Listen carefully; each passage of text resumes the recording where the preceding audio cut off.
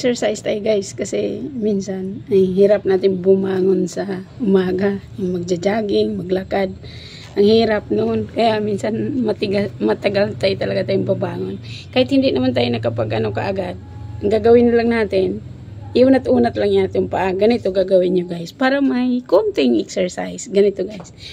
Kahit 20 o hanggat kang ilang kaya nyo. Ganito guys. So, ganyan lang. Legs lang. Yan.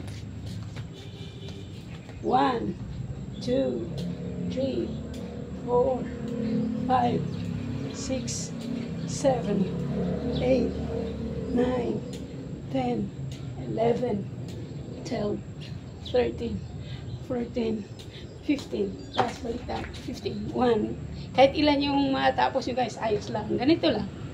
Ganyan. Yan. Straight. Yan. Ganyan lang. Yan.